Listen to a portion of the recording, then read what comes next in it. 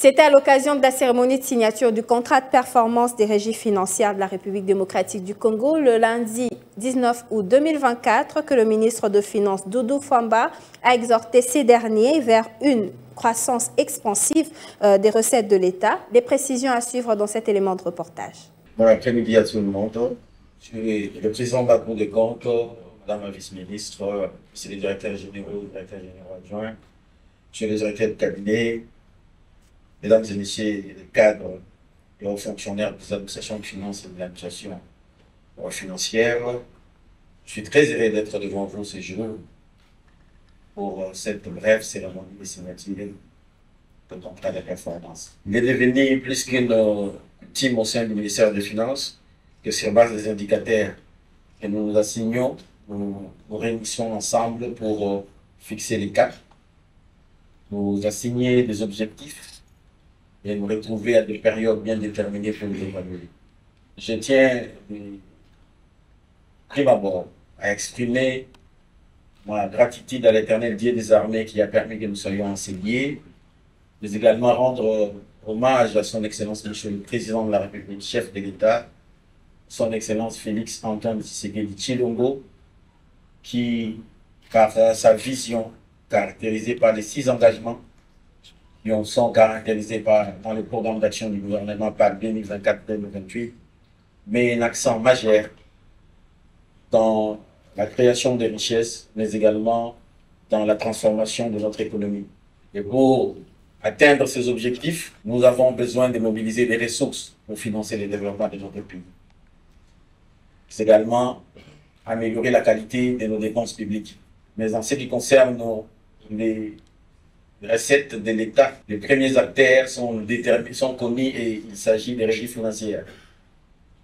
Il est question ce jour de signer les contrats de performance, de nous assigner des objectifs comme je l'ai dit, mais également d'encourager les hommes et femmes qui travaillent au quotidien dans la mobilisation des ressources, de les encourager et de les assurer de notre soutien, de notre accompagnement dans le travail qu'ils réalisent au quotidien pour l'intérêt général. Cette année, moi, j'ai décidé que nous mettions une mention spéciale dans la lutte contre le coulage des recettes, mais également des pratiques de corruption et des pratiques qui ne concourent pas à une meilleure mobilisation de nos ressources. C'est ainsi que vous allez constater que dans le contrat de performance que nous allons signer ensemble ce jour, des indicateurs ayant créé ces objectifs vont figurer. Il s'agit des engagements que nous prenons. L'État au gouvernement représenté par une modeste personne, mais également les administrations financières. Nous saluons l'effort qui a été réalisé par les administrations. L'année passée, nous avons primé la DGI, suivie de la DGRAC, et la DGDA est intervenue en 3e position. Nous allons nous réserver des résultats qui vont nous être présentés pour savoir cette fois-ci quelle est la régie qui a réalisé une performance en matière de mobilisation de ressources. Et certains pourraient être surpris qu'il ne s'agit pas de l'accroissement apparent des ressources qui est simplement l'indicateur qui va être retenu. D'autres indicateurs sont associés à cette évaluation et qu'il est possible que sur base de ces indicateurs, une autre régie puisse inverser la marche de l'exercice passé. J'aimerais attirer l'attention des responsables des administrations financières. J'aimerais leur demander de mettre l'homme au centre de l'action comme le préconise son Excellence, Monsieur le Président de la République, chef de l'État, Félix Antoine Tshisekedi Tshilombo. Nous devons mettre un accent particulier dans les renforcements de capacités. Nous devons former nos agents. Nous devons assurer une mobilité de nos ressources humaines. Nous devons les mettre dans les conditions de travail. En ce qui me concerne, je n'hésiterai pas à accompagner les régies financières dans cette quête de la performance en ce qui concerne les renforcements de capacités. Vous allez également constater que nous allons mettre un accent particulier sur les réformes. À la Direction générale des impôts, une batterie de réformes devrait être déployée. Nous avons la réforme sur l'impôt sur les sociétés. Nous avons la réforme sur les revenus des personnes physiques. Et nous avons la réforme des cadres organiques qui concerne toutes les 3 administrations financières. il est question d'aller de l'avant, de consolider ces réformes, mais également de doter les nouvelles structures qui ont été adoptées dans les cadres de ces cadres, dans les cadres organiques, des animateurs qui vont prendre en charge les missions qui vont leur être assignées. Il y a aussi les réformes au niveau de la Direction générale des recettes administratives, judiciaires, domaniales et des participations des GERAD. Nous devons poursuivre avec les processus de digitalisation avec la Logirad. Sidonia Wed qui est déjà très avancé, que nous allons consolider au niveau de la DGDA, et des problématiques de la fraude douanière qui doivent être au centre de notre action.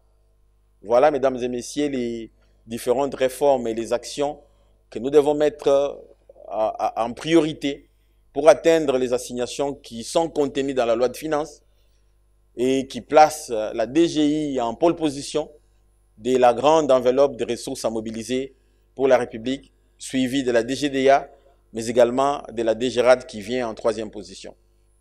Je ne doute pas un seul instant que les hommes et femmes de valeur qui sont devant moi, qui ont toujours rendu de loyaux services à la République, vont se laisser cette fois-ci et ne pas accomplir la tâche sacrée qu'ils ont toujours l'habitude de réaliser.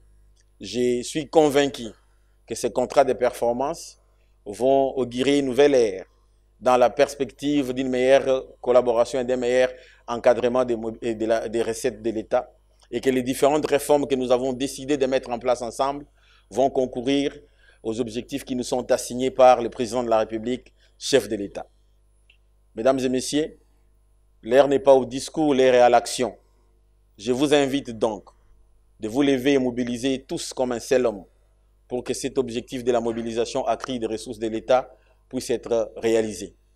Cela étant dit, je vous souhaite une belle suite de l'année et je souhaite mes sincères félicitations à l'équipe ou la direction générale qui va arriver en pole position. Il ne s'agit que d'une évaluation des indicateurs de performance. Il n'est pas question ici de remettre en cause le travail qui a été réalisé par des femmes et des hommes qui ont manqué de sommeil. Moi-même, venant d'une administration financière, je connais combien c'est pas facile de participer à une mobilisation accrue de recettes. Donc, ce n'est qu'un exercice qui nous appelle à améliorer les indicateurs pour une meilleure performance, mais également à fournir autant d'efforts pour un meilleur rayonnement de notre pays à travers la mobilisation des ressources, faire en sorte que nous puissions avoir une pression fiscale qui cadre avec la convergence ou la moyenne qui est acceptable dans notre région de l'Afrique. Voilà, mesdames et messieurs, cela étant dit, je vous dis merci et félicitations pour l'équipe qui va être en première position. Félicitations à l'équipe qui sera en 3e position et encouragement pour des meilleures perspectives. Je vous remercie.